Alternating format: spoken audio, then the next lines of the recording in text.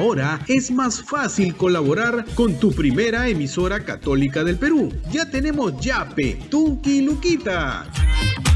Es muy fácil, solo tienes que escanear el QR y listo, el código QR de respuesta rápida, sin colas, sin pérdida de tiempo y sin exponerte, desde la comodidad de tu casa, y colaboras con el sostenimiento económico de Radio Santa Rosa. Buenas nuevas en tu vida.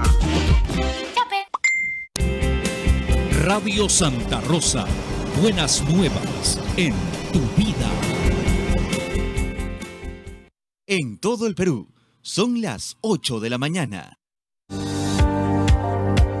¿Tu hijo aún no sabe qué carrera estudiar? Los invitamos a participar en los eventos virtuales gratuitos que la PUC ha diseñado para ayudarlos a explorar y descubrir su vocación de la mano de profesionales. Suscríbete en eventoscomienza.pucp.edu.pe. Comienza a ser grande. Pontificia Universidad Católica del Perú.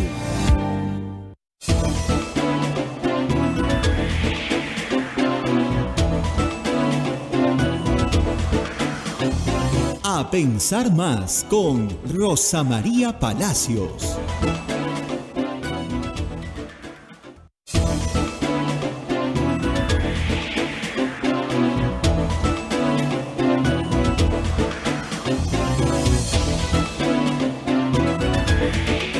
Señoras, señores, muy buenos días. Bienvenidos a Pensar Más con Rosa María Palacios desde Radio Santa Rosa para todo el Perú. Ya estamos conectados con las emisoras en el interior del país: Radio Santo Domingo en Chimbote, Radio San Martín en Arequipa, Radio Cepagua, Ucayali, Radio Quillabamba TV, La Convención, Radio Madre de Dios, Puerto Maldonado. Otras emisoras amigas también: Radio Huánuco en Huánuco, Radio La Voz de Ayacucho en Ayacucho, Radio Pública en Puno, Radio Moro en Ancash, Radio Cumbre en Huancayo, la Radio del Arzobispado, Radio Milenio en Satipo, Radio Estación Solar en Abancay, Radio Oriente en Yurimagua, Radio Los Ángeles en Cajamarca, Radio San Valentín en Lampa, Radio Activa en Cerro de Pasco, Radio Continental en Huanta, Onda Digital TV, Fuego TV, Full TV y Quillabamba TV, acompañándonos en esta mañana del 4 de mayo del año 2023, y también nuestras plataformas móviles. Usted nos ve por el Facebook de Radio Santa Rosa, por el Facebook de Radio Quillabamba TV, por el canal de YouTube de Radio Santa Rosa y por nuestra página web www.radiosantarosa.com.pe, y también los que nos siguen por radio 1500 kilociclos en la AM, 105.1 en la FM al sur de nuestra capital. Muy bien. El informe de la Comisión Interamericana de Derechos Humanos ha sacado roncha por todos lados. La señora Boluarte ayer, aproximadamente a las 3 de la tarde, dio una conferencia de prensa con todos sus ministros donde dijo que hay cuestionamientos que no compartimos, pero respetamos, ¿no? Ha rechazado que hayan existido ejecuciones extrajudiciales y sobre todo la palabra masacre no le ha gustado para nada. En la misma línea el señor Otárola y toda la derecha que se alineó desde el Fujimorismo, Renovación Popular, el señor Montoya, al mismo ECO. Bueno, obviamente teníamos que saber que no les iba a gustar el informe, porque por un informe similar, Alberto Fujimori está preso por violar derechos humanos. Las reacciones han sido de todo tipo, así es que hoy día Rosa María nos va a analizar el detalle, ¿no? Otra noticia que hay que tomar en cuenta es lo que dijo el ministro de Justicia, que se supone que es el asesor de la señora Boluarte en temas legales. El ministro ha dicho que los ministros que acompañaron a la señora Boluarte en ese momento dieron indicaciones de que no se use armas de fuego en las protestas. Él ha dicho que hay que investigarse estas supuestas ejecuciones extrajudiciales que se han dado, ya que la Comisión Interamericana de Derechos Humanos no puede tipificar delitos ni señalar responsabilidades penales. Muy bien. Por otro lado, también hay otra noticia, ya son 21 días, si no me equivoco, del problema que tiene, de este drama humanitario que tenemos en la frontera. Ayer la canciller de la República, Ana Cecilia Gervasi, ha dicho que ya se está coordinando, autoridades de Perú y de Chile están coordinando con Venezuela para implementar vuelos humanitarios. Ojalá sea pronto, porque imagínense, 21 días en el desierto es una cosa terrible. Por otro lado, el procurador Daniel Soria, el procurador general del Estado, le está pidiendo al Congreso de la República no aprobar en segunda votación la autógrafa de ley, donde dice que el Congreso, el Poder Judicial, puedan elegir a sus propios procuradores a su gusto, ¿no? O sea, no se puede ser juez y parte. Así es que eso es lo que ha dicho el procurador del Estado. Rosa María Palacios va a analizar el detalle de cada una de estas de estos momentos. Julito, Rosa María, que le mandes el link al correo. Ya está, y entro, yo recién leo el mensaje. Muy bien, ya está Rosa María con nosotros porque hay mucho que analizar. Sobre todo, como les dije al inicio, el informe de la Comisión Interamericana de Derechos Humanos que ha dado escozor a muchos. Rosa María, ¿cómo estás? Muy buenos días. Muy buenos días, mil disculpas por la demora, he tenido que aplicar un plan B para poderme conectar. Se borró todo, regresó todo, cosas que nos pasan todavía después de tantos años. La única ventaja ahora es que sabemos resolverlas, ¿no? Hace 3 años cuando pasaban estas cosas uno se volvía loca, ahora todo con calma, vuelves a empezar y ya está. Bueno, ya estamos, eso es lo importante. Primero, antes de hablar de todo lo que les ha comentado seguramente Abel durante los 6 minutos que me he demorado en entrar, vamos a hacer lectura de las menciones de nuestros auspiciadores. Empecemos por ahí. La Maestría en Gerencia Social de la Pontificia Universidad Católica del Perú invita a profesionales de diferentes disciplinas a participar del proceso de admisión. Informes en Facebook, @PUCMGS, o al teléfono 993-028-464. Urbánica. Diseñamos y construimos viviendas que te conectan con la naturaleza y que generan bienestar para tu hogar. Si deseas conocer nuestros proyectos en Punta Hermosa y Miraflores, o si tienes algún inmueble donde quisieras construir, nos podemos asociar también. Escríbenos al WhatsApp 948-242-747 o al 998-999-201. ¿Cansado de perder horas en la gestión de tus procesos contables, administrativos y financieros? Simplifica tus procesos y ahorra tiempo y dinero con ERP Contanet, el sistema 100% peruano que te llevará a tu empresa al siguiente nivel. Visita www.contaperuglobal.com o llama al 914-749-057. Y finalmente, Palestra Editores, el sello de los buenos libros de derecho, invita a toda la comunidad jurídica de Lima a visitar Librería Tumacro en Avenida Santa Cruz 160, San Isidro, a una cuadra del Colegio de Abogados de Lima, donde tendremos 25% de descuento en todo nuestro fondo editorial hasta el martes 9 de mayo. Palestra Editores, 26 años dedicados a la difusión de la cultura jurídica. Muy bien, Abel, y también ustedes pueden colaborar. Como siempre les recuerdo que lo único que tienen que hacer es capturar el QR que aparece en pantalla y nos pueden hacer inmediatamente una donación. Toda donación es bienvenida. Nos encanta que lo hagan durante el programa porque, ¿no es cierto?, nos ayuda muchísimo en el sostenimiento de la radio. Y si usted no tiene una billetera electrónica, tiene la opción del PayPal o cualquier tarjeta de crédito en cualquier lugar del mundo. Le estamos muy agradecidos a todos los peruanos en el exterior que nos siguen cada día, que esta es, por lo que me dicen, su mayor fuente de información diaria Y bueno, muy agradecidos a todos ellos que nos escuchan como podcast, además, en sus viajes al trabajo, en los trenes, en los buses. Si pueden ayudarnos con una pequeña donación, estaríamos muy agradecidos. Esta es una asociación sin fines de lucro que vive de la caridad de todos ustedes y de auspiciadores católicos que pertenecen en muchos casos a la familia dominica. Muy bien, nos tenemos que ir a las noticias. Pues ayer, como era previsible, y a eso nos vamos a dedicar, el gobierno de Dina Boluarte respondió el informe de la Comisión Interamericana de Derechos Humanos. De nuevo hay que recordar algo que esta vez no se puede decir. Esta no es una ONG privada.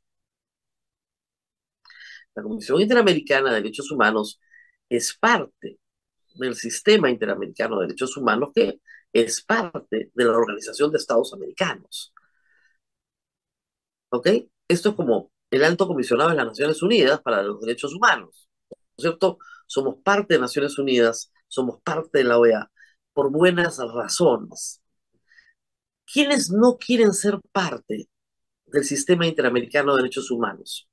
Venezuela, Nicaragua, países condenados por graves violaciones de derechos humanos, países a los cuales también la Comisión en las fechas correspondientes les ha hecho informes por represión en protestas pacíficas.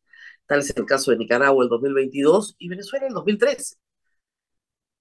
Por eso es que los dictadores de Venezuela y Nicaragua no quieren ser parte del sistema interamericano de derechos humanos y de hecho desconocen sus sentencias y resoluciones que tendrán que esperar el retorno a la democracia para poderse hacer efectivas. Como no queremos ser Venezuela, justamente esa fue toda la pelea con Castillo, y no queremos ser Nicaragua, es que tenemos que entender que la Comisión Interamericana de Derechos Humanos señala en su informe evidencia de graves violaciones de derechos humanos. Y yo quiero levantar la frase una y otra vez, porque parece que las palabras no importaran. Aquí no hay ningún condicional, como ha dicho la señora Boluarte ayer. La presidenta ha dicho, no, no, la calificación de los actos del Estado peruano está en condicional. No está en condicional. Graves violaciones de derechos humanos no prescriben de acuerdo a la jurisprudencia de la Corte Interamericana de Derechos Humanos. No hay amnistía, no hay indulto, ¿sí? Y no prescriben. Graves violaciones de derechos humanos. No una violación de derechos humanos que puede ser reparada, no, graves, graves, gravísimas. Porque estamos hablando de la pérdida de la vida de 49 peruanos por acción del Estado peruano, no por acción de los manifestantes. Los manifestantes han causado daños a la propiedad, daño a la salud porque hay heridos, pero salvo el caso del oficial Sonco, suboficial, sobre el cual vamos a volver porque ayer se han dicho muchas mentiras, no hay ningún otro muerto a manos de ninguna turba, pero hay 49 muertos por proyectil de arma de fuego, incluyendo perdigones. ¿Qué dice hoy? Vamos a revisar un poco de portadas. El gobierno niega violaciones de derechos humanos tras informe de la CIDH. Esa es la PEPA. Y acá también el informe. Hubo ejecuciones extrajudiciales y masacre durante las protestas. Acá no hay ningún condicional. Eso lo dijo la señora May McCallum, que es la presidenta de la Comisión Interamericana de Derechos Humanos, en la presentación de ayer, que fue simultánea a la emisión de este programa. De nuevo, hubo graves violaciones de derechos humanos. ¿Qué dijo la señora Boluarte? Ayer, miércoles en la tarde, después del Consejo de Ministros, la señora Boluarte se dirigió al país y después con más, digamos, ímpetu de ministros. Lo primero que celebran, ahí tenemos, lo primero que celebran, ¿no? Es que la Corte Interamericana, no, perdón, la Comisión Interamericana reconoce que Castillo dio un golpe de Estado. Celebrado luego por Otárola también, ¿eh? Y efectivamente, en el contexto, en las primeras páginas, donde se explica el contexto, recuerden que el documento tiene 113 páginas, ¿ah? Y hay que leerlo, porque si no uno termina haciendo el papelón que ha hecho Rafael López Aliaga, el alcalde de Lima, diciendo que no lo ha leído, pero que tiene un sesgo porque la comisión no condena a Venezuela ni a Nicaragua. ¿Ah? ¿Cómo? Increíble. O sea, es una especie de alarde de la ignorancia. Miren, no he leído, pero voy a opinar. Oh, caramba. En fin. Pero en esto Porky no juega. Vamos a... Bueno, sí juega por la restricción al derecho a reunión, ¿no? Pero eso es otra historia. Eso no está en el informe. Muy bien. Castillo sí dio un golpe de Estado. Es lo que dice Dina Boluarte.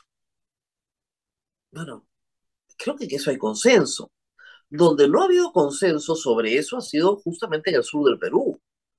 Pero ese es trabajo del gobierno y de las fuerzas políticas explicar qué ha pasado en el Perú. Si no son creíbles, ¿de quién es la responsabilidad? ¿De la Comisión Interamericana de Derechos Humanos?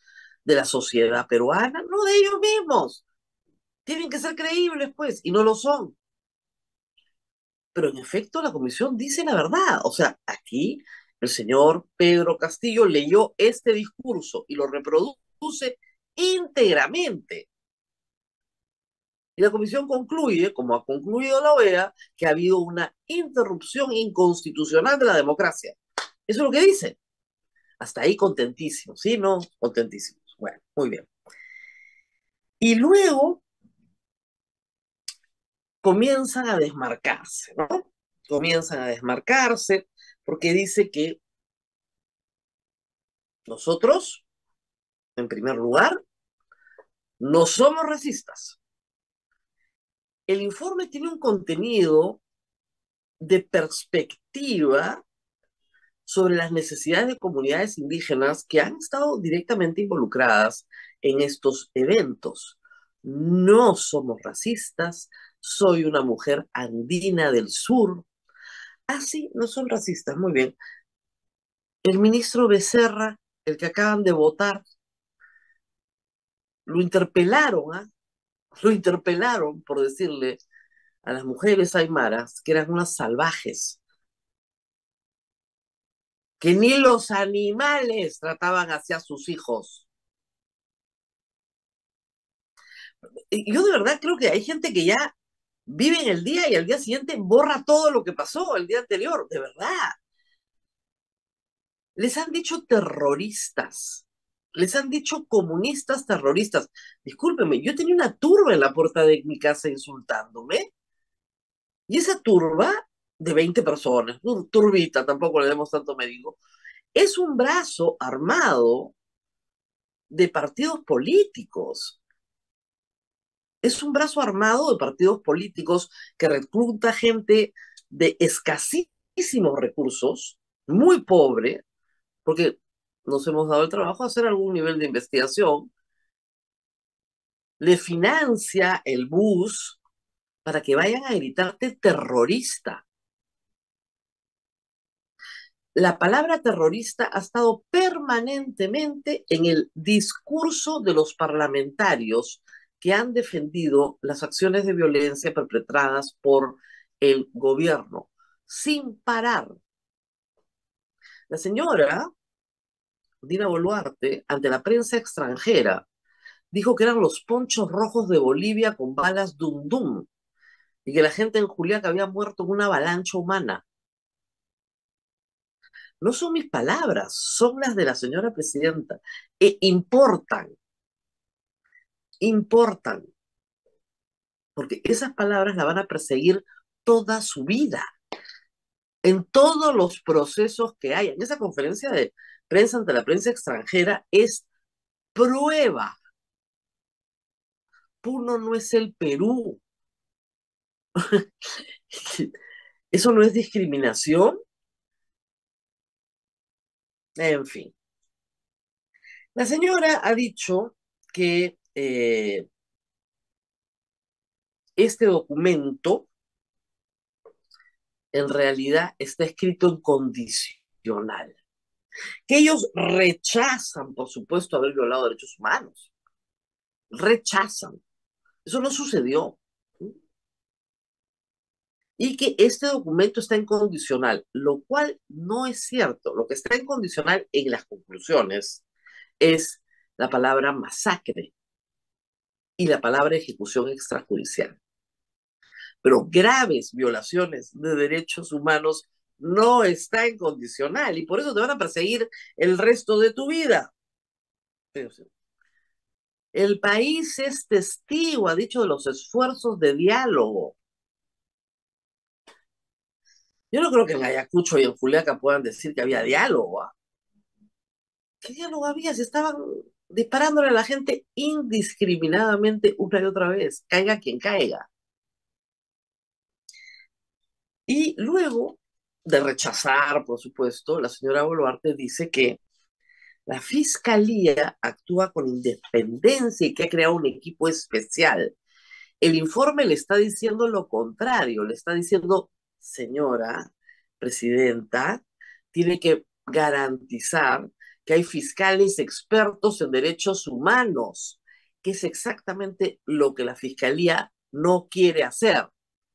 La fiscal de la Nación ha centralizado las investigaciones en un equipo especial para sacarlas del ámbito de fiscalías expertas en derechos humanos. Eso es exactamente lo que señala el informe como negativo, no como positivo. Ni una palabra sobre la conducta de las Fuerzas Armadas y Fuerzas Policiales. Ni una palabra de condena, de sorpresa, de rechazo. Lo que dijo fue, las Fuerzas Armadas y Policiales estarán siempre al servicio de la sociedad. Ni una palabra, se dan cuenta la garantía de impunidad, ¿no? Ni una palabra. Nosotros estamos muy descontentos con la conducta de la Fuerza Armada, o estamos muy descontentos con el manejo de la Policía Nacional en Juliaca. Shh, ni una palabra. Ni una palabra. Entonces la omisión es también acción, respaldo total. Y de nuevo, que se investigue, que se investigue, que se investigue. No nos oponemos a que se investigue. Claro, que te vas a poner a que se investigue. Se han inventado un equipo especial en Lima, a donde hay que mandar todos los expedientes, hasta ahora no se mandó nada. Muy bien. Ha hablado también de una comisión multisectorial de atención a los deudos, donde participan todas las organizaciones del Estado, la sociedad, todo muy bonito. Pero eso no es reparación, ¿eh? ¿Por qué? Porque el informe habla con crudeza de los testimonios de las personas que no han sido atendidas en su salud. Luego le tocó el turno, vamos a ver, al señor primer ministro que está con COVID, entonces desde su casa remotamente respondió. ¿Ok? Primero, esto no es una sentencia. ¿Y quién ha dicho que es una sentencia? O sea, tan torpes no somos. Ah, pero que puede presentarse en un juicio como documento de prueba para mayor ilustración de los magistrados de la Corte Interamericana. Claro que se puede presentar, ¿ah? Por supuesto que se puede presentar. Como documento de prueba, sí. Por supuesto que se puede presentar. No atribuye a funcionarios del Estado ninguna responsabilidad. Ya, pues, ese es un truco, es un truco entre abogados, ¿no? Todos sabemos perfectamente que la Corte Interamericana no puede atribuir responsabilidad individualizada, porque eso corresponde a un proceso penal, y este no es un proceso penal, ni tipifica, porque no conoce la legislación local, ni individualiza, porque le solo corresponde al juez. A la fiscalía proponerlo y al juez establecerlo. Es un truco barato, pero en fin, sí. Y luego dice que son muy dialogantes, ¿ah? Mucho diálogo, ha habido mucho diálogo, 500 reuniones de nuevo, 800 dirigentes, caramba. Y los 49 muertos, ¿por qué entonces? Si todo está tan bien, ¿por qué estamos tan mal?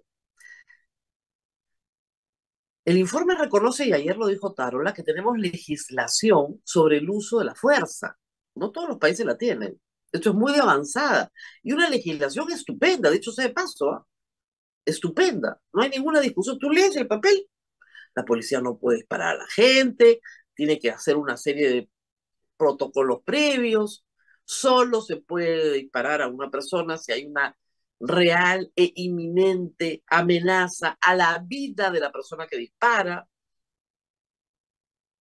No se usan armas de fuego en situaciones de protesta social, bla, bla, bla, bla, bla. Por ley no nos quedamos, ¿ah? Y si tenemos las leyes. Claro, tienes las leyes, pero no se aplican, pues. Ese es tu problema. Y tú no condenas que no se apliquen.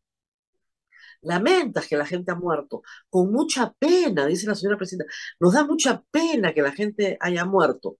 Claro, pero el ejército y la policía bajo tus órdenes le disparó. Entonces, eso sí no te da pena. No, es que no nos da pena disparar. Nos da pena que se mueran. Por el amor de Dios. ¿Cree que la gente es estúpida? Y ha dicho que sí ha habido reparaciones. Se ha entregado dinero, no sabemos la cantidad, no nos ha dicho la cantidad, señor primer ministro. Se ha entregado un apoyo económico a 103 heridos, a 111 deudos, y el CIS está dando atención física y psicológica.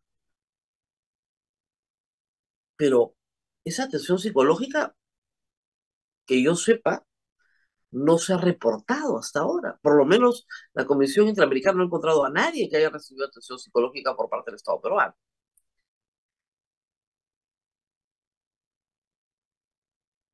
¿De qué estamos hablando acá?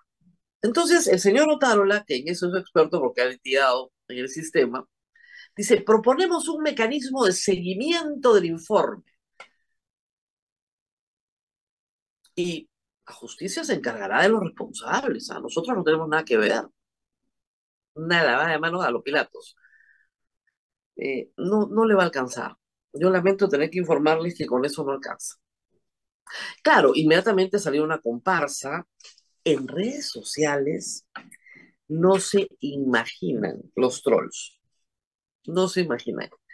Alucinante. Parecía, yo me sentía que estaba en el 87, 88, ¿no? Cuando Fernando Belaúnde dijo que el informe de Amnistía Internacional lo tiraba a la basura. O sea, esa época en la que no se entendía parecía haber sido superada, ¿no?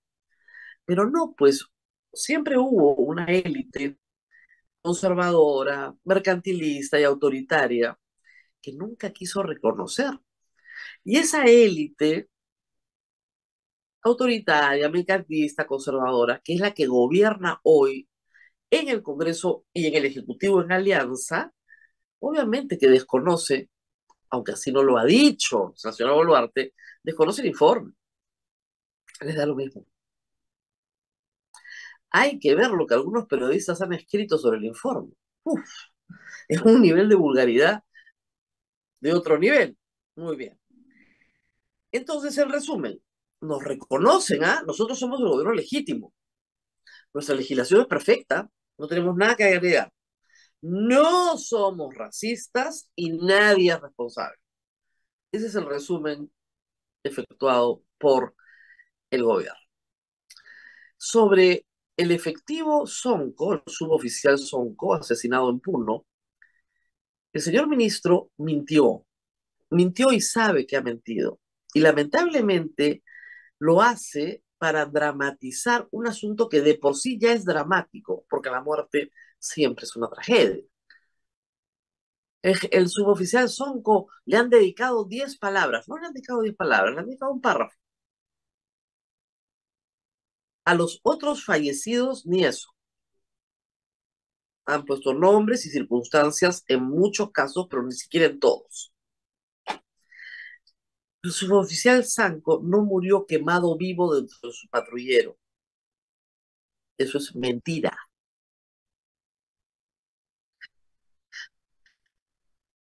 La necropsia publicada ni por fuego, a pedradas. Y su compañero, en circunstancias que se están investigando aún, escapó. ¿Por qué los mandaron ahí? Es otro asunto que tampoco se ha esclarecido. Y el asesino es, según la Policía Nacional, un ex policía. Eso no lo dijo el señor primer ministro, que está detenido.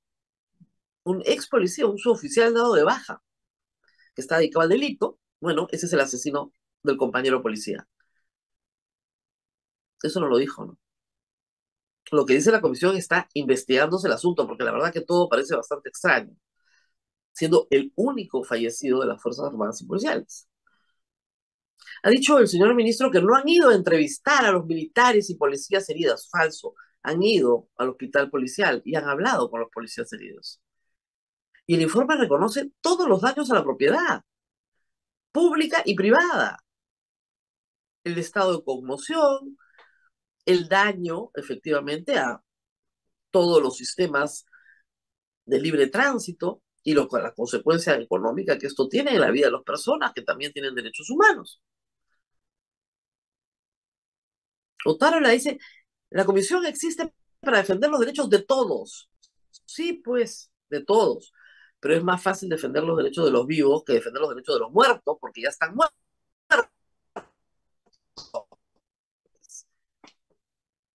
Y si algún nivel de responsabilidad tienes que tener. La lavada de manos ayer ha sido olímpica.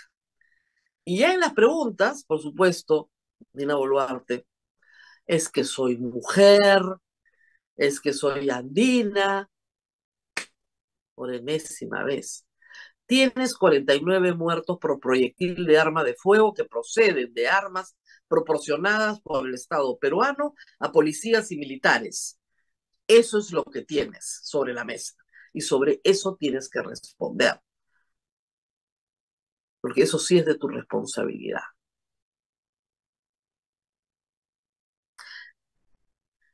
Y finalmente, el señor Otárola dijo que esto era pues una azonada, así me gusta decirlo, ¿no? Una azonada de la cual nos hemos defendido. Eso es. Es una azonada de la cual el Estado peruano se ha defendido. Creo que no me olvido de nada, he estado tomando notas de todo lo que han dicho para poderlo decir en este programa y el que tengo más tarde, pero la verdad es que ha sido muy curioso, ¿no? Este, ha sido la azonada que hemos conjurado. Entonces, si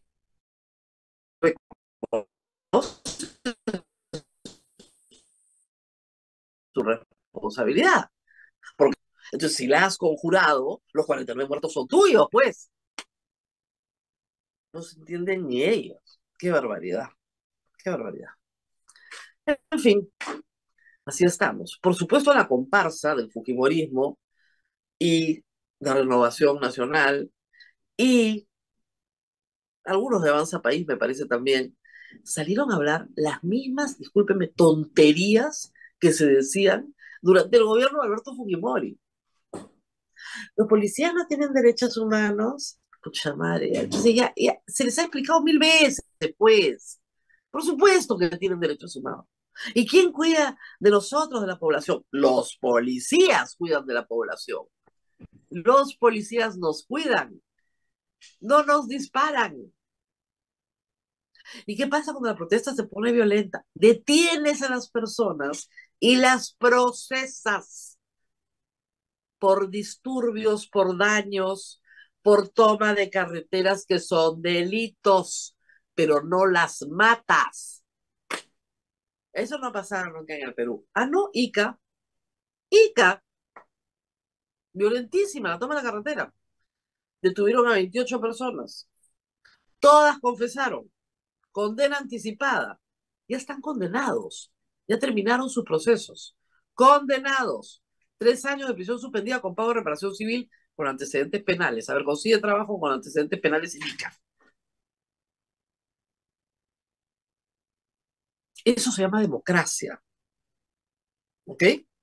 Cuando tú tienes a la Comisión Interamericana diciendo que aquí ha habido una masacre, eso no es democracia.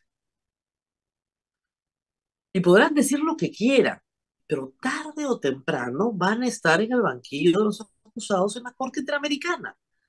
Mucho mejor es manejar las cosas de otra manera.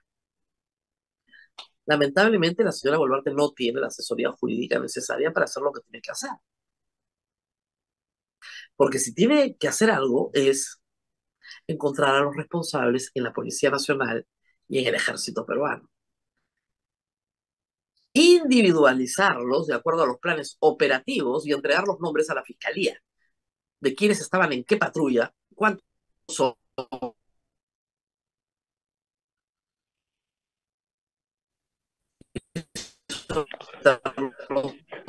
Rosa María. Y eso, ¿no? Ahí sí te creo. Muy bien, Abel. Sí, El tenemos que ir a la internet está pausa. un poco, no, el internet está un poco congelándose tu internet. Tenía una pregunta que ayer me hicieron. Tú dijiste que esto era homicidio calificado. Me decía, ¿puede ser considerado homicidio calificado o delito de lesa humanidad? ¿En dónde se tipifica lo ocurrido en el Perú? A ver, hay un tipo penal llamado lesa humanidad, que quiere decir Ujú. contra la humanidad, ¿ok? Esa es una categoría que te permite, por tratados internacionales, establecer que un crimen no prescribe. La jurisprudencia de la Corte Interamericana de Derechos Humanos no usa necesariamente lesa humanidad, dice graves violaciones de derechos humanos. Y graves violaciones de derechos humanos no prescriben. Por eso es que el señor Urresti, 35 años después, está preso. ¿Se dan cuenta? Graves violaciones de derechos humanos no prescriben. Por eso es importante lesa humanidad. No significa que tienes más años. ¿Ya? La tipificación y el quantum de la pena está en el Código Penal peruano. Pero lo que te da la categoría de grave violación de derechos humanos es que no va a prescribir nunca, nunca. ¿Se dan cuenta? No van a pasar 20 años de, bueno, ya prescribió. No, te va a perseguir el crimen hasta el día en que te mueras. Si en serio Dina Boluarte y el señor Otárola quieren salvar en algo su pellejo, tienen que dar los nombres de las personas que dispararon contra los muertos. Y eso se puede establecer perfectamente con los planes operativos, sin ningún inconveniente. Y ellos a su vez tendrán que defenderse y decir, mire señor, a mí me dieron órdenes. ¿Quién le dio la orden? Mi superior. Perfecto. Su superior también al proceso. Pero Dina Boluarte y Alberto Tarola no pueden hacer eso, porque al día siguiente lo sacan del poder. ¿Se dan cuenta?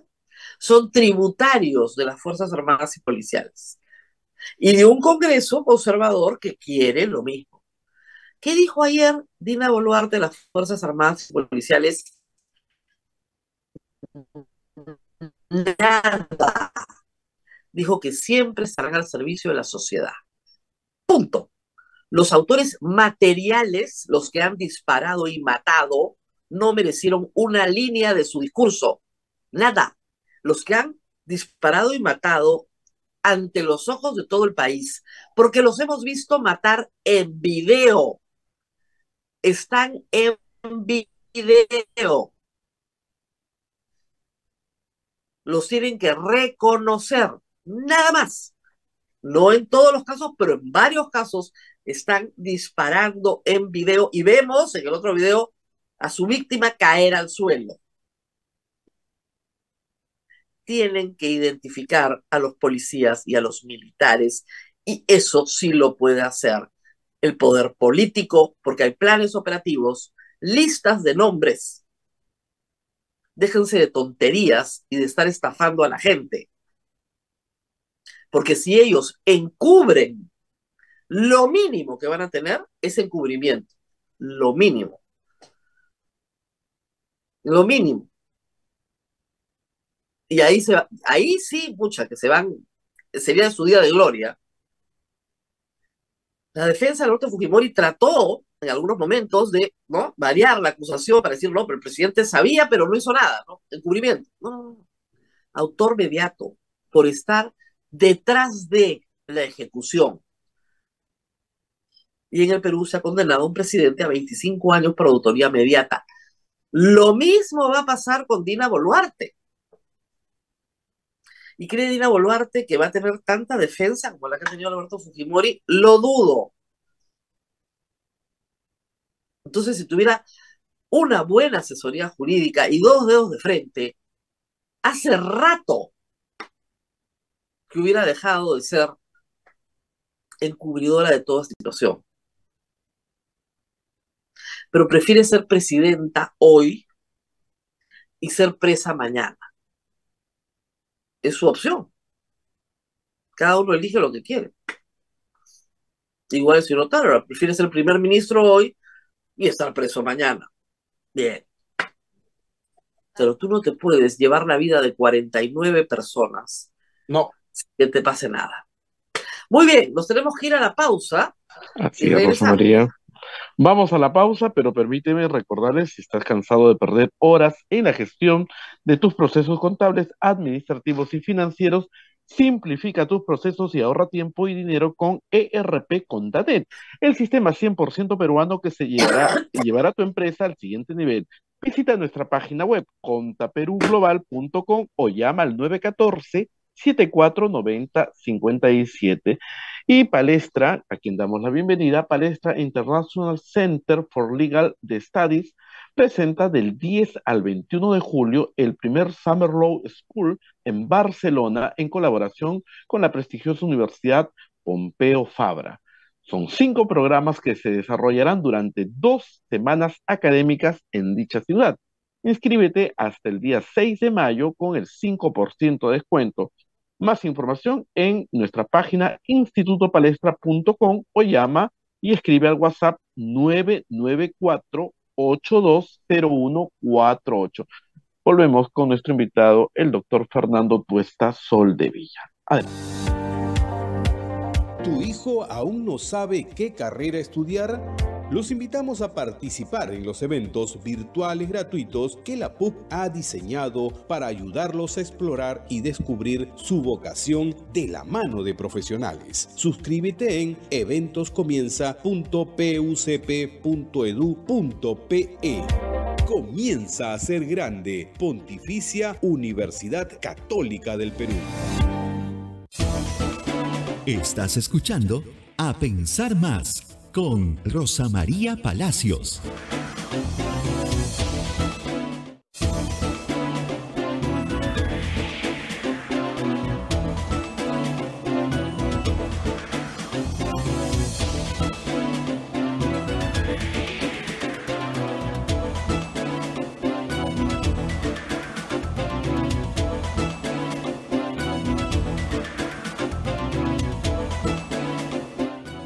Continuamos con A Pensar Más con Rosa María Palacios, que ya se encuentra con nuestro invitado, el doctor Fernando Tuesta Soldevilla, para hablar sobre reforma política. Rosa María, adelante.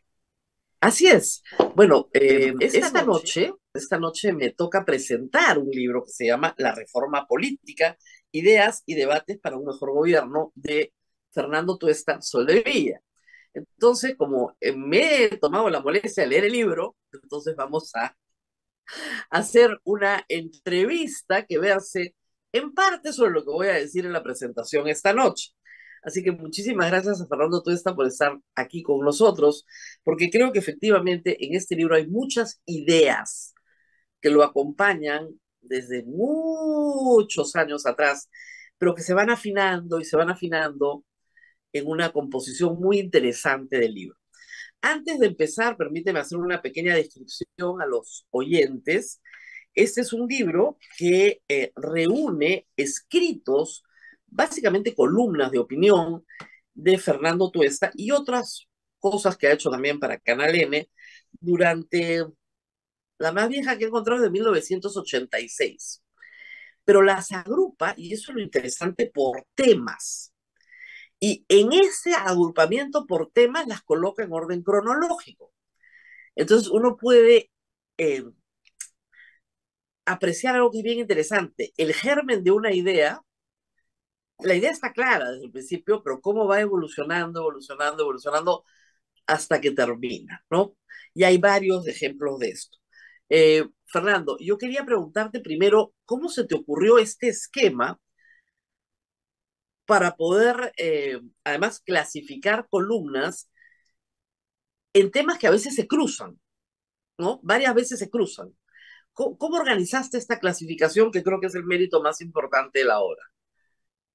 Bueno, en primer lugar, gracias por la invitación, Rosa María, y por haber aceptado ser comentarista el día de hoy en la presentación del libro en Librería El Virrey hoy a las 7 de la noche.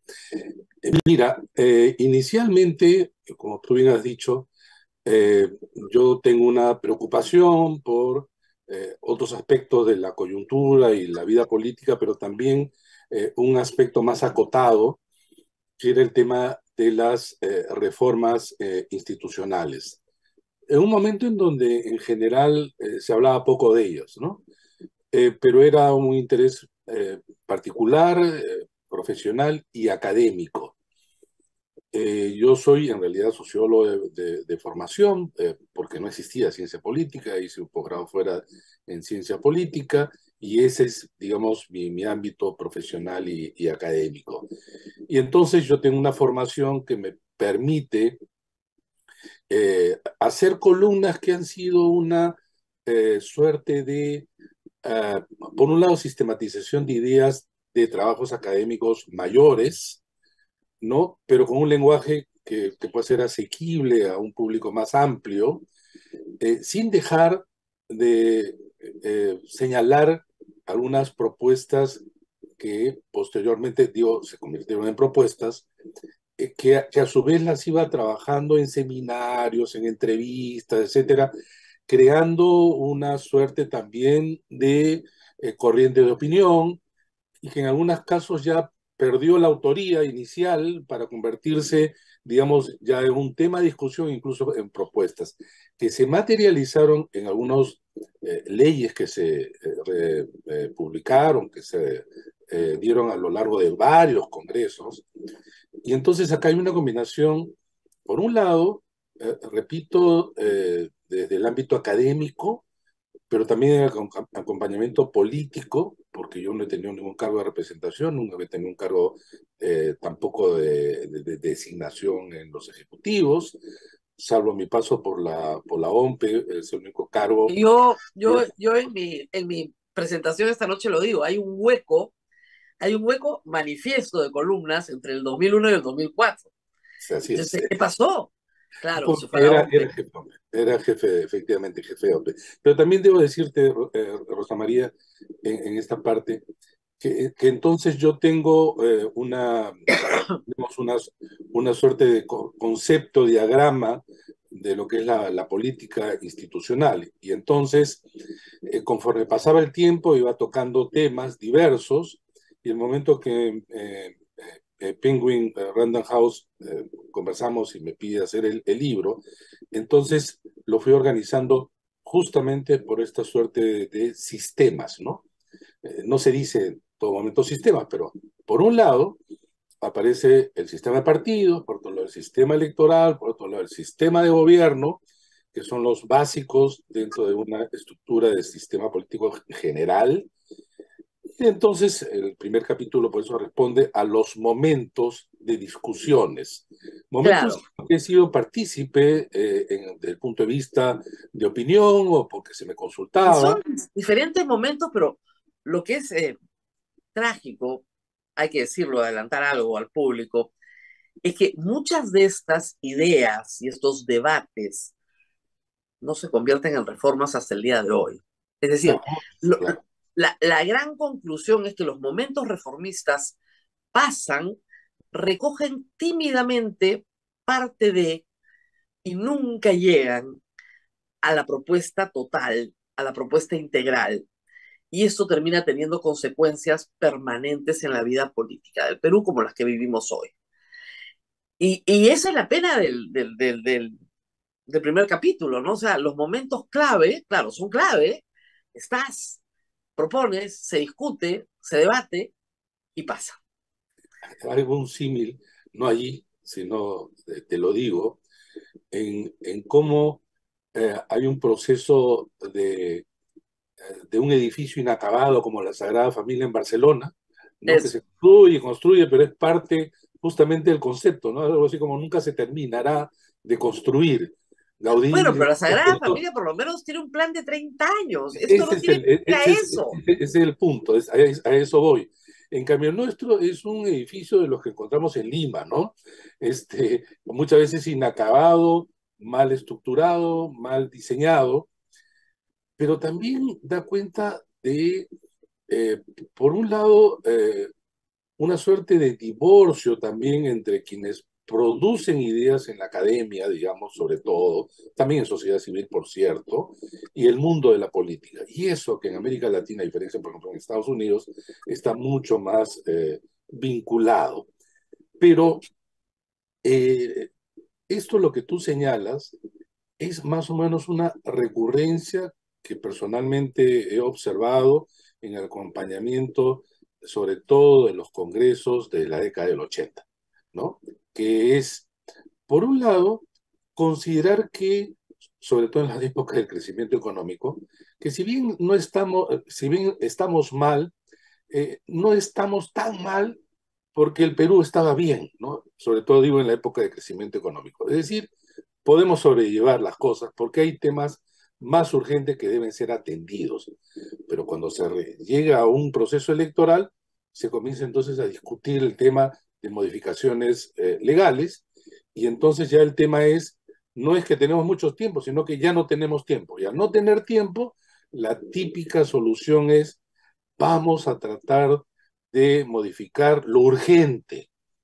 Y lo urgente termina siendo insuficiente, termina siendo muchas veces no observar que muchas veces en las normas como parte de sistemas tienen efectos en su propia dimensión, pero también en otras dimensiones que no se controlan y por lo tanto van a tener a veces efectos contradictorios y incluso a veces efectos negativos.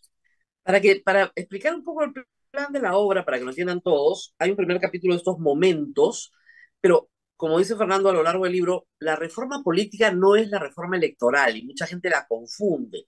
La reforma electoral es una parte de la reforma política. Entonces, hay sistema de partidos, sistema electoral y sistema de gobierno. Y en esto hay un capítulo dedicado al Parlamento. El primero es en realidad el Ejecutivo y el segundo es el Parlamento.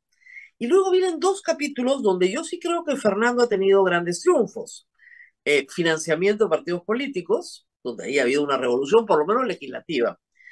Y todo el tema de la revocatoria, los mecanismos de democracia directa, donde también ha habido una gran revolución a raíz de un pésimo diseño que tuvo que ser reformado.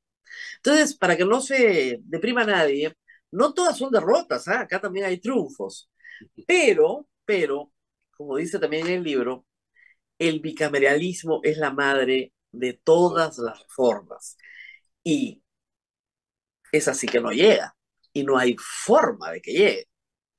No hay forma que llegue y el tema es que cuando, por ejemplo, este Parlamento, que ser resistentes a las reformas, resulta que el 7 de diciembre aparecieron como los paladines de ellas y es más, colocaron como casi condición para el adelanto de elecciones, Sí, comienzan a con hablar, es reformas. un dinamismo y un interés por las reformas para llegar a ese adelanto de elecciones que también es necesario. Hoy no hay ni uno ni otro.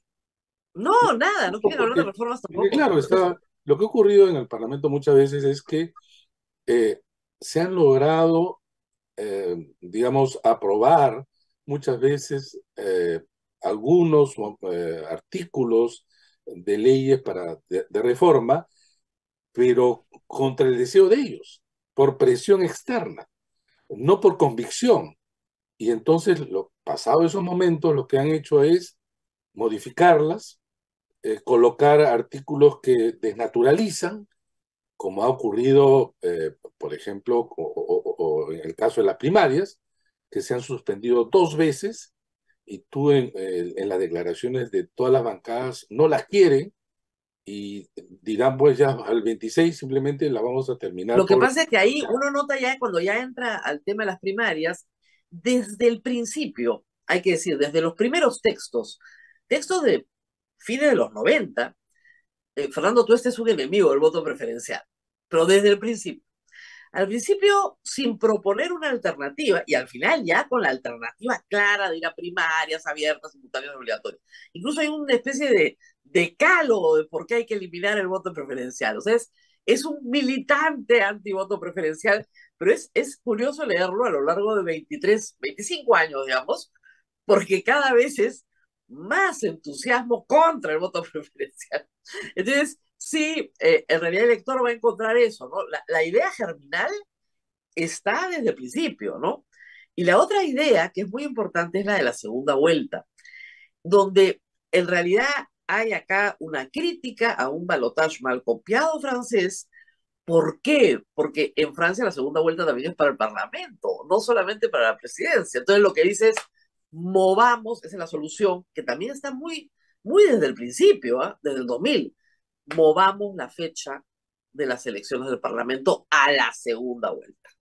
Entonces, con primarias abiertas y simultáneas, sin voto preferencial, con bicameralismo y moviendo la fecha a la segunda vuelta, vamos a tener una representación. Ah, ojo, otra de las obsesiones, me he reído.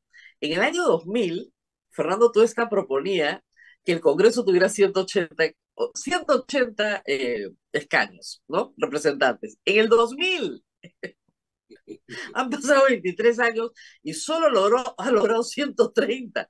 Pero digamos, con todo ese paquete, tú sí tienes un resultado muy diferente y mucho mejor, porque garantiza representación, que es lo que el Congreso de hoy no garantiza.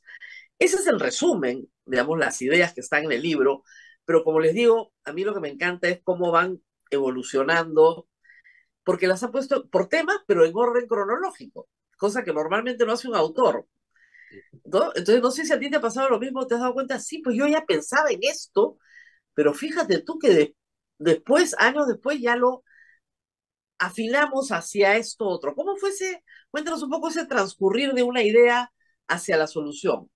Mira, en los 80 yo empecé colaborando con el diario La República, El Comercio y algunas revistas ya desaparecidas, y me fui a Europa, y donde viví en Alemania 5 años, haciendo el doctorado con Dieter Nolen, que es una de las figuras mundiales en realidad sobre estos temas, y entonces me nutrí, digamos, más teóricamente, conceptualmente, y de una mirada también comparativa, sobre todo a nivel regional.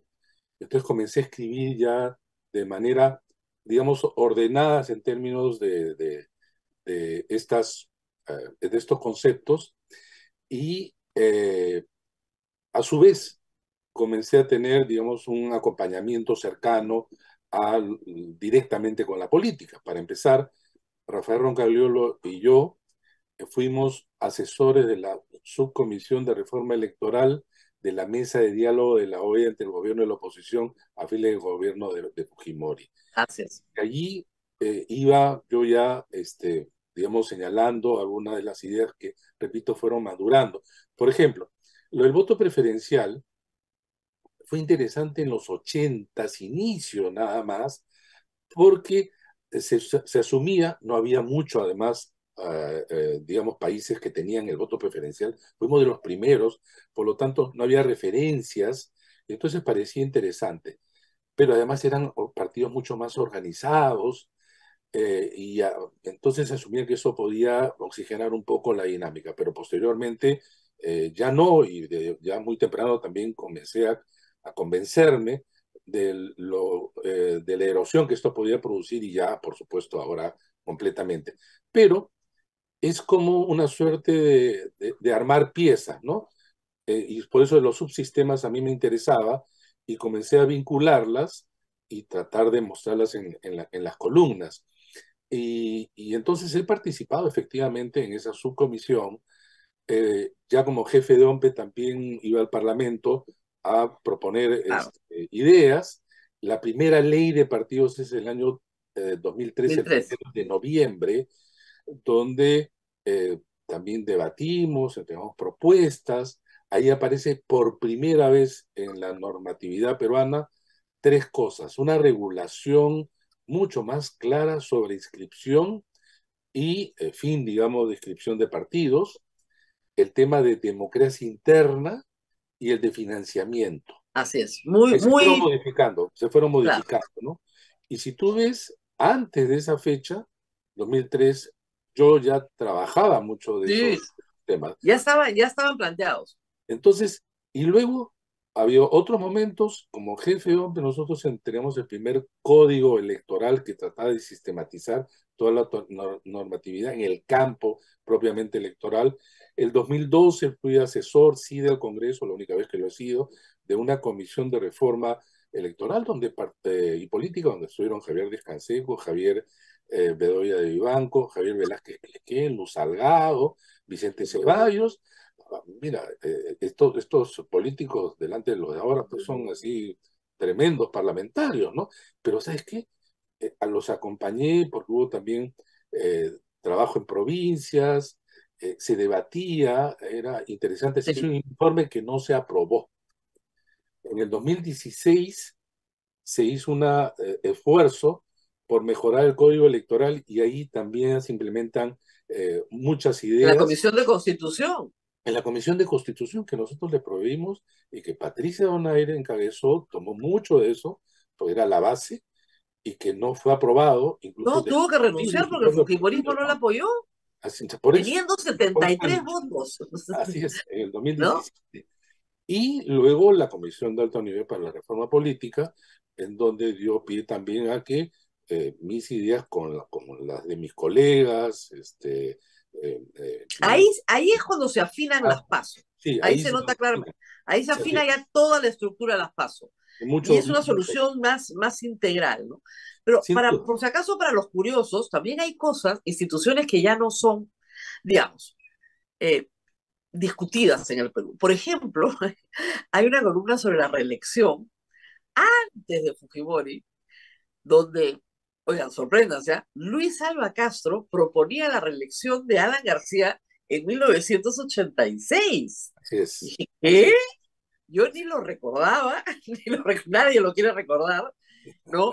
O instituciones como el Distrito Único Electoral, contra el que obviamente estabas en contra, que desaparecen para el año 2000. Así es. Entonces, el Distrito Único Nacional fue una forma de organizar muy apresuradamente elecciones. En Sí, el sí, fondo sí. era eso, ¿no? O finalmente cosas como el transfugismo, ¿no es cierto? Que para el año 99, 2000, 2001 fueron grandes temas nacionales y que hoy, digamos, creo que ya lo asumimos porque sí, o porque la ley antitránsfuga algo hizo para evitar el salto de otro partido, pero al final no hizo mucho. Sí, el Ya fenómeno, asumimos, es que el fenómeno ya no es que te cambies de camiseta, sino que permanezcas con una. Entonces, claro, se ha convertido en lo que era un caso, digamos, disfuncional, en el caso, ya la frecuencia de esta dinámica, y en cambio quien permanece en un solo partido son casos ya de entrevista, Rosa María, algo así como, claro, claro, claro, ¿cómo así te has quedado en un mismo partido claro. en elecciones? ¿Cómo así? ¿Cómo ¿Cómo así? así fue? Por ¿Cómo eso se así? volvió moneda corriente, entonces ya no es el gran escándalo que fue. Y decía, claro, estos temas eran importantísimos, ya no lo son. Pero como decía, también en otros temas que ya dejaron de ser importantes, como la revocatoria de autoridades municipales y regionales, que en el Perú fue un deporte, y eso finalmente con reforma política se cambió. Eso sí, Fue algo que también personalmente escribí mucho, porque mucho. conocía que esto era de un nivel de diseño perverso que felizmente se eliminó. No la figura en general del revocatorio, sino la forma como estaba regulada. Claro, claro. O sea, como decíamos en esa época, está también al día siguiente de que gana un alcalde, se forma el comité revocatoria, Así es, ¿no? los perdedores. Porque el alcalde gana con una poca votación, porque son muchos partidos los que participan, pero claro, está solo contra todos los demás que se alían para revocarlo. Y esa fue la dinámica que explota en todo el país y que finalmente llega a Lima. Y cuando llega a Lima es cuando la gente dice, sí, pues esto es una barbaridad, esto no puede continuar, ¿no? Hay que modificar, ¿no? Sí, se Como modifica. tantas cosas tienen que llegar a Lima para que la gente se dé cuenta de que hay que de la necesidad de la reforma, ¿no? Exactamente. Ahora, vamos a hacer una pausa, Fernando, de 30 segundos y regresamos porque obviamente acá están todas las ideas, pero el público quiere saber, lo dices en alguna columna, ¿y ahora qué viene? Entonces vamos a la pausa y regresamos con ¿y ahora qué viene? Vamos a la pausa, Rosa María. Adelante. ¿Tu hijo aún no sabe qué carrera estudiar? Los invitamos a participar en los eventos virtuales gratuitos que la PUC ha diseñado para ayudarlos a explorar y descubrir su vocación de la mano de profesionales. Suscríbete en eventoscomienza.pucp.edu.pe. Comienza a ser grande. Pontificia Universidad Católica del Perú.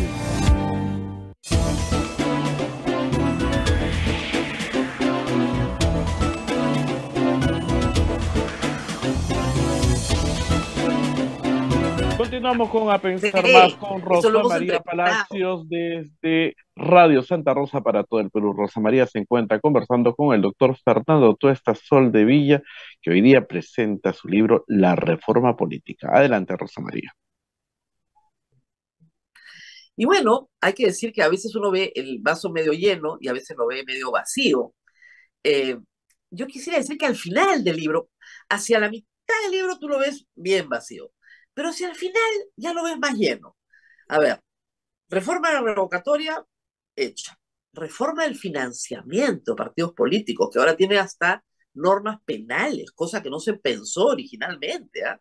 Se Es, pensaba en muerte civil, digamos, ¿no? En pérdida de la inscripción, en multas. Ahora tiene normas penales.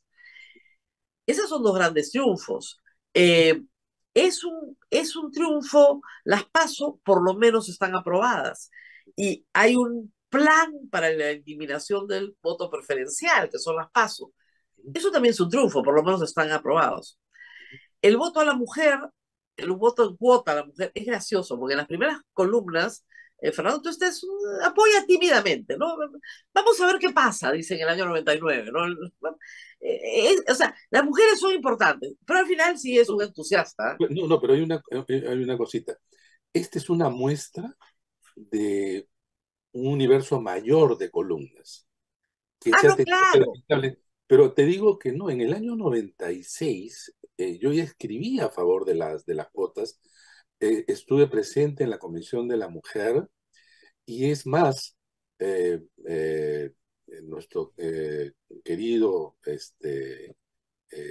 periodista y gran periodista de la prensa, Salazar Larraín, escribió incluso una columna que dijo las cuotas del doctor Tuesta en Expreso, nunca me va a Claro, olvidar, criticándome al contrario por estar a favor. No, sí estuve a claro. favor. Pero es que en la columna que está publicada, tu argumento es, miren, por lo menos miremos cómo nos va, Sí, sí, sí, no probemos. sí, sí, ¿Ya? sí. Ese es un argumento muy persuasivo. A nadie molesta, nadie está obligado a votar por mujeres, Sí. probemos. Y al final ya hay un entusiasmo enorme. Eso, el voto a los extranjeros y crearles una jurisdicción especial. O sea, Salvo esto que es hace una muchos lista de las años, cosas que se han logrado. sí, Pero las cosas que no se han logrado, que son gigantescas, son la bicameralidad el día. y el cambio de la fecha de la elección del Parlamento. Y también el tema de modificar la figura de la vacancia. Ah, bueno, sí, de las relaciones entre... No, no, no, hay también sobre eso. Hay toda una preocupación también de la relación ejecutivo-legislativo, de este presidencialismo parlamentarizado y también toda una preocupación, ¿no? Claro. El tema de las relaciones entre poderes del Estado que está diseñado, y eso es lo que se explica en el libro, sobre un régimen presidencial tomando instituciones parlamentarias que no calzan muchas veces. Y bueno, como decías tú, la crisis no empezó hoy, empezó el 2016, justamente porque tienes un Congreso hostil Así es. y está probado en la historia del Perú, como hemos dicho muchas veces, lo dices en las columnas también, que cuando un presidente no tiene mayoría o no la puede formar en el Congreso, va a caer, ¿ok? Ujú. Que dicho sea de paso, por eso es lo que viene ahora. Si yo leo este libro completito, conozco la historia del Perú, Dina Boluarte no puede terminar su mandato. Bueno, es que ese es un punto, Rosa María.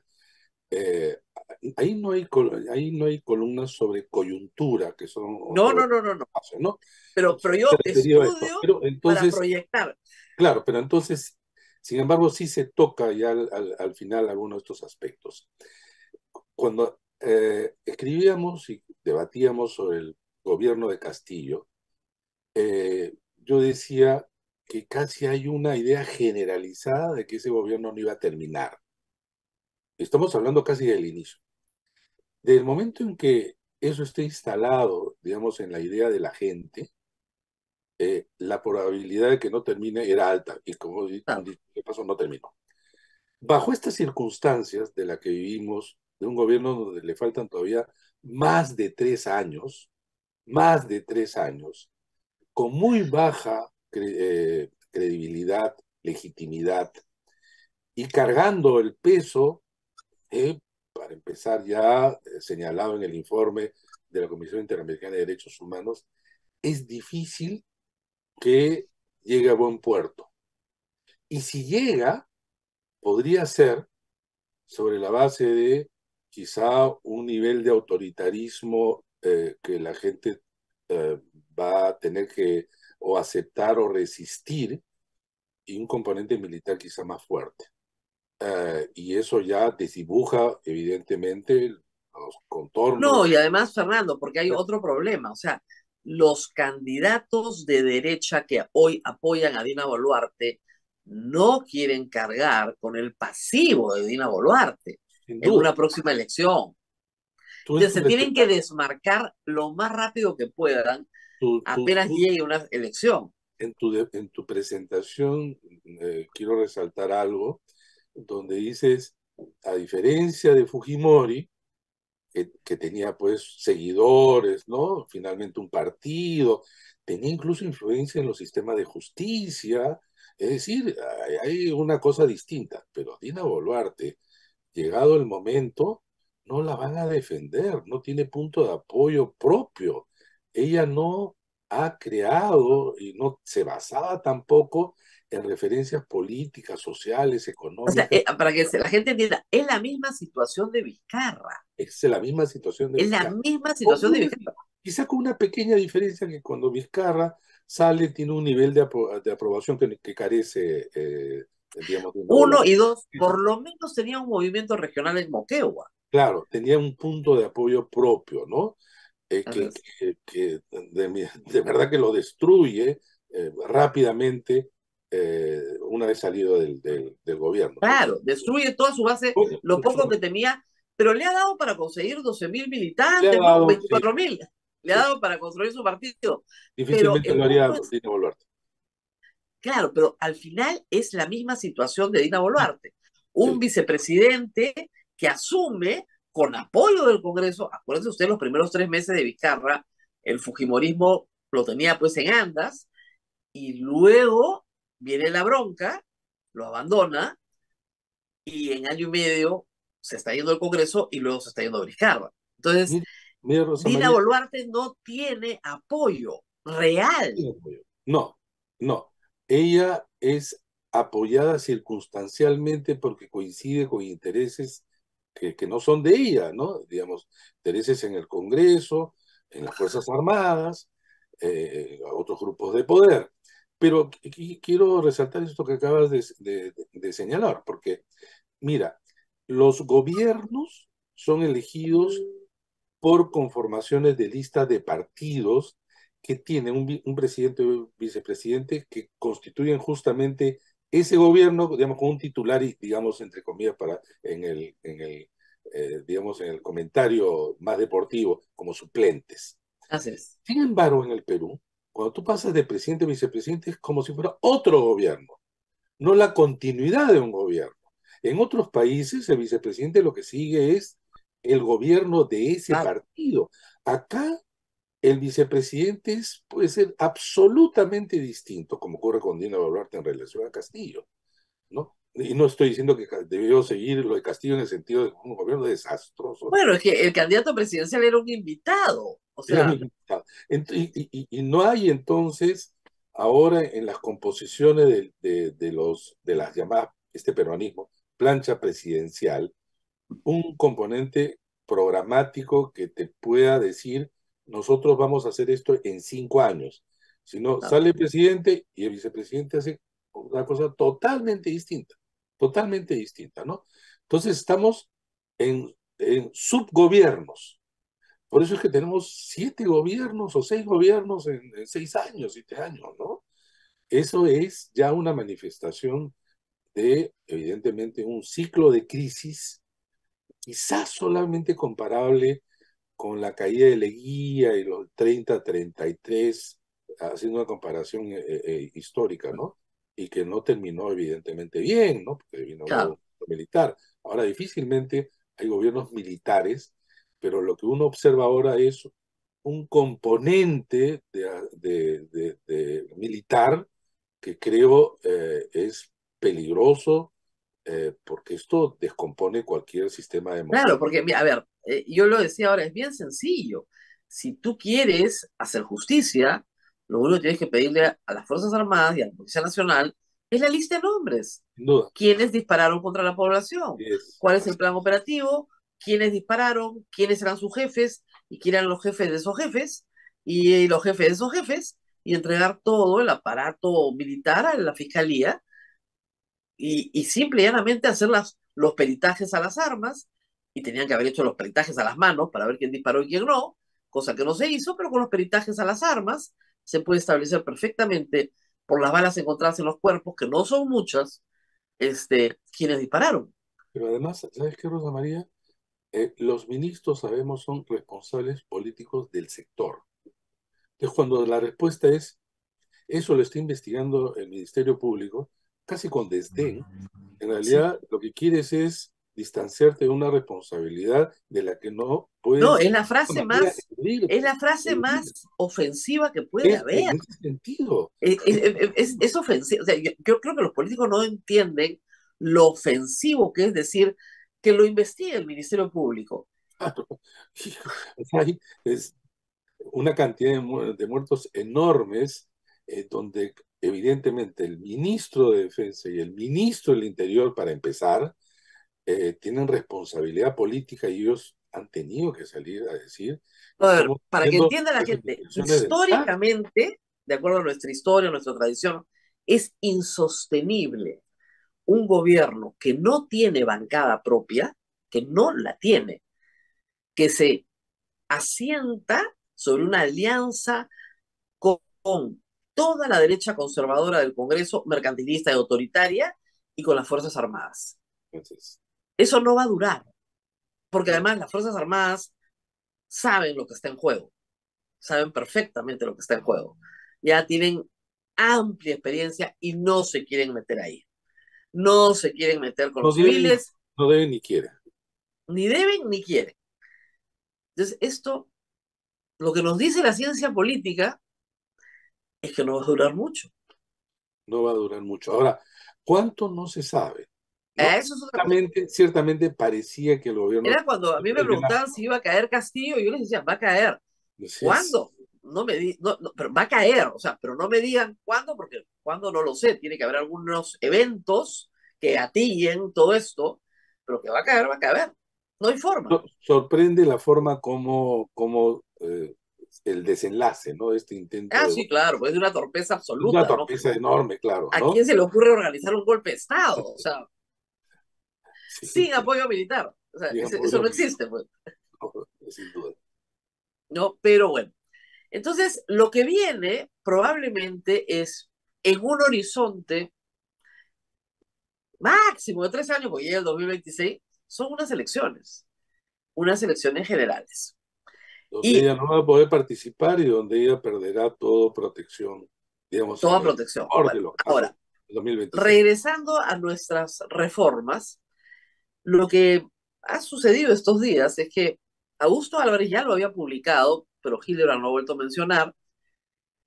Ipsos hizo una encuesta para un seminario de Perú 21 privado, donde se le puso a la gente las mismas opciones del año 2021. Y salieron en el mismo orden y ganaba de nuevo Castillo, más o menos con los mismos bajos porcentajes.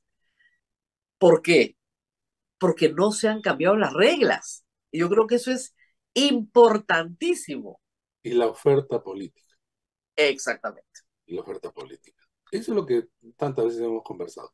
Con las mismas reglas y la misma oferta política, probablemente tengamos resultados iguales. De repente no las mismas personas, pero digamos parecidas, ¿no? Más o Claro, menos. es como hacer un postre. O sea, si usas los mismos ingredientes y el procedimiento es el mismo, ¿qué te va a salir? El mismo Salir, queque, ¿no? pues. Claro, Claro, claro. el No mismo te hace queque. el budín, ¿no? Cambia de ingredientes y cambia de procedimiento y te sale, no te sale el queque, te sale, ¿no? Una mousse, otra cosa, ¿no? Ahora, y yo señalo, debes haberlo visto en el libro y también lo he escrito, que sin embargo hay que tener en claro que el solo cambio de las normas no te cambia la política de un día para otro. Tiene No, que haber otros elementos que contribuyan para que éste tenga resultados deseados. Para empezar, y cuando hemos hablado de oferta política entonces, el mayor involucramiento, uno, de sociedad civil. claro, una población más Gente educada. O sea, eso es dispuesta inevitable. al contrario político. Por eso es peligroso cuando la gente dice, yo no quiero saber nada de la política, que es la mitad de, más o menos según los sondeos, no quiero saber nada de política, ya no me interesa, no leo, no veo, no escucho nada de noticias, estoy más interesado en mi vida personal y familiar. Eso crea un problema, porque al desentenderse, das a los políticos un nivel de autonomía mayor y en el momento en que tienes que tomar una decisión, desconoces el contexto, los antecedentes, digamos, las carreras, etcétera. Eso va en contra de un mejor debate y una mejor decisión. Lo segundo, y lo digo en el prólogo, yo puedo haber estado escribiendo, debatiendo por mucho tiempo, pero hasta allí mi responsabilidad en términos de entregar ideas y esta parte. Yo no soy responsable de lo que me atribuyen en Ah, bueno. tóxicas redes y ya no por trolls, sino políticos que sí han tenido en sus manos esa posibilidad de decirme que el desastre del Perú en términos políticos lo tengo yo. Ese es Eso es un galardón. sobredimensionar lo que yo pueda hacer, además porque no he tenido cargo público, ¿no? Este, y en realidad creo que eso es lo que falta también, lamentablemente, porque reformas políticas requieren también parlamentarios que entiendan para empezar el tema, La tragedia nuestra es que todo lo que no se ha hecho pasa por el Parlamento. todo, A todo. veces en reforma constitucional, a veces en reforma de ley, pero todo pasa por el Parlamento. Y el Parlamento es la institución más desprestigiada del Perú. Y esta parte de desprestigio está obviamente asociado con la calidad de los representantes, con la Claro. calidad de los... hay Y esto de nuevo tiene que ver con la oferta, y de nuevo tiene que ver con el sistema de partidos. así Todo es. está, todo está imbricado. Por Y es eso por el eso, mérito de este libro es dividir en 7 capítulos lo que está absolutamente imbricado, creo yo, uno con lo otro, porque todo tiene consecuencia en lo otro. y que Es fue inevitable. que fue el esfuerzo del informe de la Comisión de Alto Nivel para la Reforma Política. Claro, de Que decirlo, decía, oiga, esto o es integral o así es, vamos a tener un Frankenstein. Ese es el problema.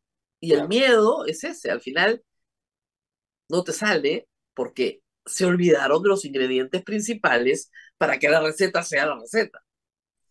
Y Rosa María, el tema es que efectivamente hay unas cosas que tienen que cambiar pero que van en contra también de la opinión pública. Porque no son Sí, pocos. claro. Uno, por Sí, ejemplo, eliminar la prohibición de la reelección parlamentaria, aun cuando no solo. Yo siempre he dicho que también con gobernadores y alcaldes. claro. Y O, por ejemplo, bueno, aumentar el número de congresistas, ahorita ahí ¿no? viene el Y tema de la que está bicameralidad. desde el principio en el libro, hay varios artículos sobre el tamaño de las circunscripciones, sobre la necesidad de ampliar Lima, de dividir Lima, o sea, de representar a Lima. Entonces, eso es yo me reí, esto es lo más impopular que hay, Sí, totalmente. pero que sea impopular no quiere decir que no sea verdad. Tienes que aumentar el número de congresistas. Pero claro, cuando tú ves ahora en el debate en el Congreso, de repente pone uno, permitir la reelección, luego otro la bicameralidad, otro aumentar el número. Aparecen un poco sueltas y la gente dice, lo único que estos señores quieren es quedarse, Claro, entornillarse. O sea, ni siquiera como una estrategia de desarrollo. venderlo bien, ¿no? Incluso, Vamos a vender esto bien y nos van a entender por qué. por ejemplo, tú no empiezas discutiendo sobre el tamaño del Parlamento solo con el número, sino si tú le dices digamos, a los de Madrid, ustedes quisieran tener no solamente buenos representantes, sino un poco más que uno extenso el territorio, aun cuando de baja densidad Poca de población. población, y estoy seguro que dirían que sí, ustedes tienen uno. A los de Tumbe le dice, ustedes tienen dos, creen que sí es insuficiente. Y todos dirían que sí. De repente la suma de ellos te daría más de Claro, 80. si vas región por Entonces, región si vas tendría a- muchísimo más. claro, entonces, digamos, incluso la parte de comunicación institucional, de comunicación política, es pobre, es pobre. Y eso No, a también ver, ha generado, para que la gente entienda por qué yo y Fernando todos estamos a favor de aumentar el número de congresistas, siempre lo hemos dicho, está en el libro también. A ver, y hay una columna específica sobre esto. Si hubiéramos tenido el doble de congresistas, olvídense de la bicameralidad, en una sola cámara, 260, Keiko Fujimori en el año 2016 no hubiera tenido, digamos, la 60 y mayoría tantos absoluta, por ciento. la mayoría absoluta, Claro, no hubiera tenido mayoría, ni no, siquiera mayoría, con los mismos votos, ¿ah? con los mismos votos. Con los mismos votos, no hubiera tenido ni siquiera mayoría. Así es. Entonces, Entonces, por eso tienes que subir el número de congresistas, porque no es la cifra repartidora, como bien dices en una columna que confundió mucho a la gente. El problema no es la cifra repartidora, el problema es la cantidad de congresistas que tienes, porque, a ver, sobre representas a las minorías y subrepresentas a las mayorías. es el número pequeño de escaños en un número alto de circunscripciones. Exactamente. Ese es el tema, ¿no? Y como Entonces, digo, 36 escaños para el tamaño de los electores de Lima, tenemos muchísimo menos representación que la que tiene Tumbes o Madre de Dios, probablemente. Rosa O María, nos Arequipa. vamos. Sí, nos tenemos que ir, nos tenemos que ir. vamos a seguir en la noche. Vamos a seguir a las 7 de la noche, sí, efectivamente en la librería El Virrey se presenta hoy Fernando Viva, va a estar con nosotros también. Así es. Él, no ha adelantado nada, o sea que lleva ventaja, pero de esto que hemos conversado hoy vamos a hablar esta noche también. Y por supuesto el libro está a la venta, ¿no? O sea, no lo vamos a regalar. Así que vayan y cómprenlo y léanlo, a ver si aprenden a cada congresista, sí, Penguin Random House debería mandárselo. A ver si fin de semana largo, ¿no? O sea, le dan una leidita y se enteran de que acá hay cosas que se tienen que debatir porque están pendientes hace 25 años. Por lo menos. Y que otras sí se han logrado, no todo es malo, no todo es malo, pero que son insuficientes para resolver la crisis política de hoy. Y hoy estamos pagando no haber resuelto esto a principios de siglo, cuando hubo un momento constituyente, cuando el Congreso pudo haber cambiado la Constitución y no se resolvió. Así es. Estamos pagando 20 años después lo que no se hizo en 2003. Así es. Así que, claro. Muy bien. Gracias, Muchísimas Fernando, por gracias, haber Rosa estado con María. nosotros. Muchísimas gracias por la oportunidad.